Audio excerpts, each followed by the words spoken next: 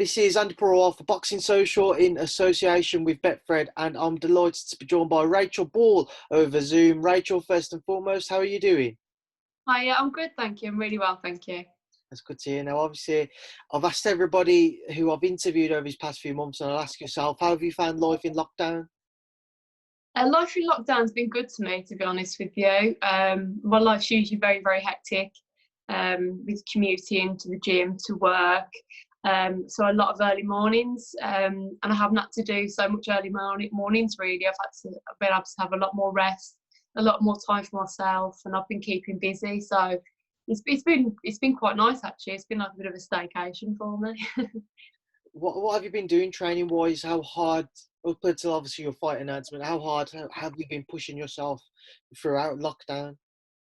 I mean, the first few weeks, like at the end of March, I took it a bit easy, to be honest. I was just ticking over.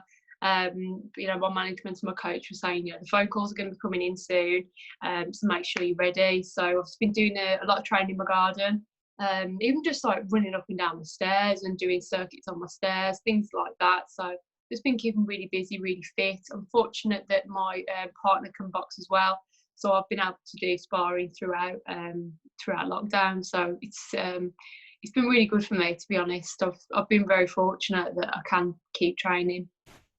Obviously, gym's opening back up as well now. What was it like when you was able to get back into the gym for the first time? I imagine it was 2 or 3 weeks ago.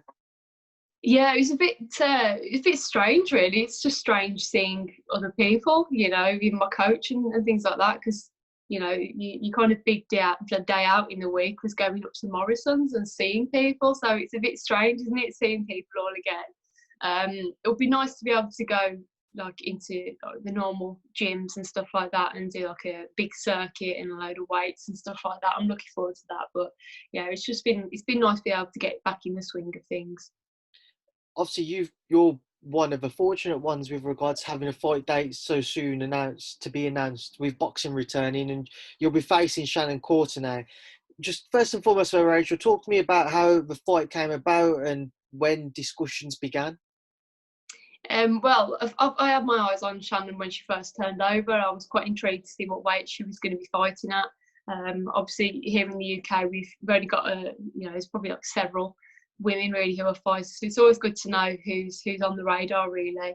And then I found out she was at super bantamweight, so I thought, well, let her get a fights under her belt. She's a similar record to myself now, and we wanted to get down in weight. I've had to kind of take fights where I can get them really, but now we're in a position where I have built up my record and I've gained a bit of a reputation, and some respect in the boxing field. So I've been able to put a bit of pressure on other fighters to fight me really. So yeah, it's just through determination of my management really that they wanted to get me the best fights available, and being as though it's got to be domestic fights, that was the fight really. How difficult have you found kind of your career so far? You just mentioned obviously there's only a certain amount of weight classes, less than what there is with men's professional boxing. How difficult is it to kind of get the right opponents because there isn't that same depth as what there is in the men's side of the sport? Um, I mean, yeah, it is more difficult. I mean, things like having dropouts at the last minute. I had to pull out of a fight last year because of a dropout, and we simply couldn't get another opponent in that I couldn't fight. So it is more difficult. I think it depends on your financial backing as well, to be honest with you, and how many tickets you can sell. Obviously, that's not really an issue or a worry for this fight because it's on a matchroom show. But yeah, it is more difficult. There's certainly more girls around super featherweight and lightweights. There's definitely more girls around that weight. But for me, I mean, although I'm quite a tall girl, my frame is actually quite small. I've got tiny little wrists. So for me, it's the bigger weights aren't suited to me. So it is more difficult. But it just depends on the backing that you've got and the support from the fans to get your tickets, buy tickets off you. That's kind of determines how where you can get your opponents from and how good they are, that kind of thing.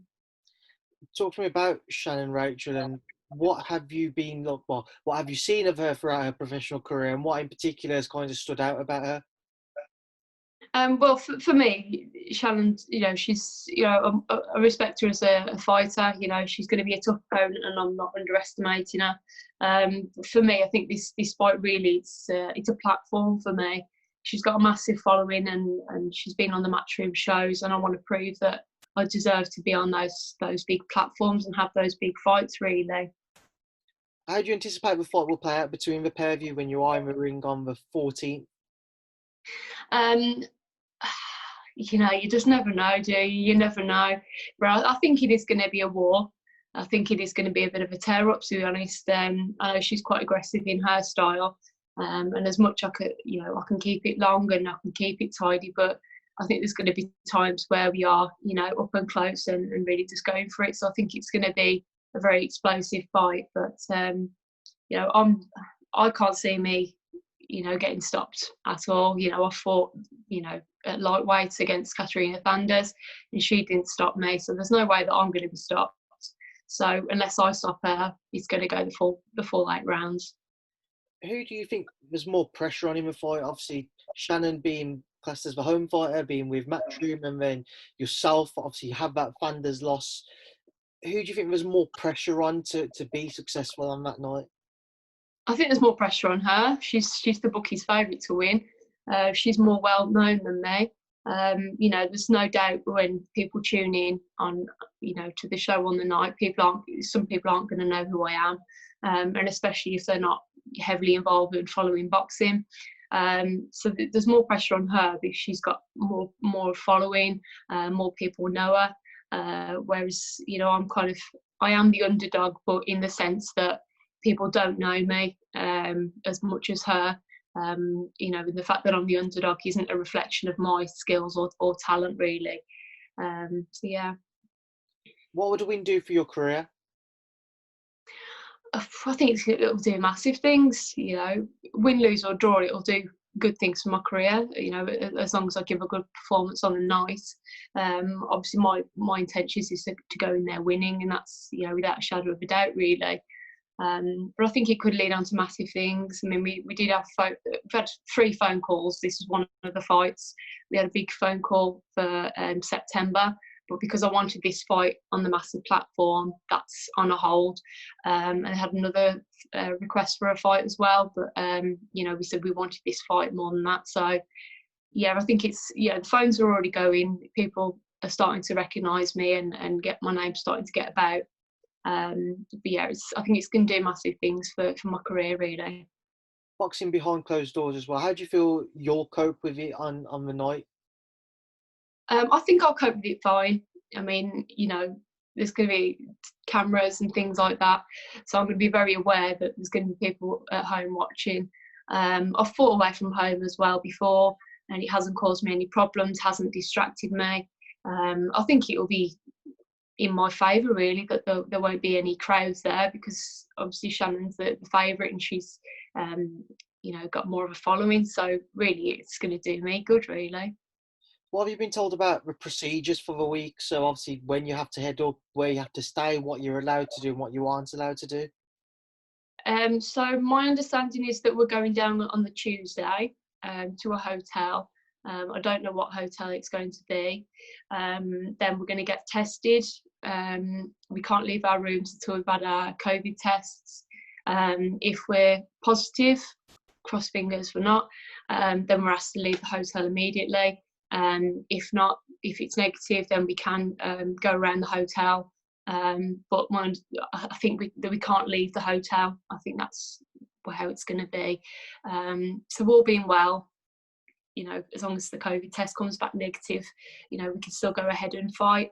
But yeah, I think those 3 days are going to be really quite strange leading up to the fight. I've never been in a position where I've had to isolate myself in a hotel, and not be around, my normal foods and things like that I'm eating. So it's going to be a really strange few days, I think.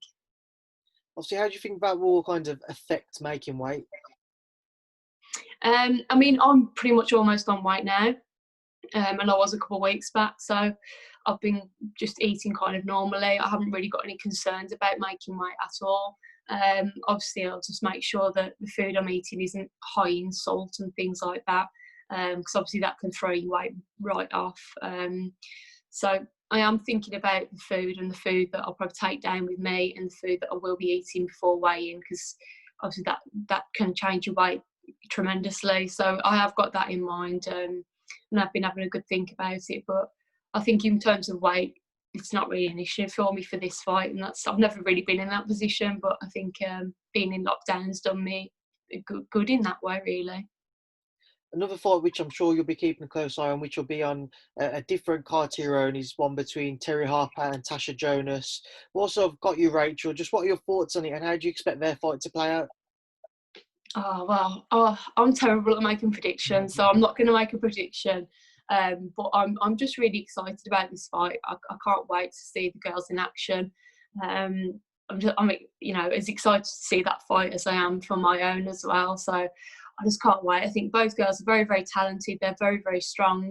They're both fantastic athletes. So I'm just excited for the fight, really. I can't wait to see what happens. Both women are very experienced, and I just can't wait for it, really. Very diplomatic there, Rachel. I like both girls, so. Rachel, it's been a pleasure to speak to you, and I will leave you now to go and crack on with the rest of your day and enjoy it. But before I let you go, what would you like to say to everyone who tunes in to watch our interview? I just want to say thank you for listening to me. By all means, follow me on my journey, and I hope that you enjoyed the show. I'm sure you will on the 14th. Rachel, as I say, it's been a pleasure to speak to you. Stay safe, and I'll hopefully catch up with you soon. Thank you, Speak to Boxing Social. Thanks very much. Thank you.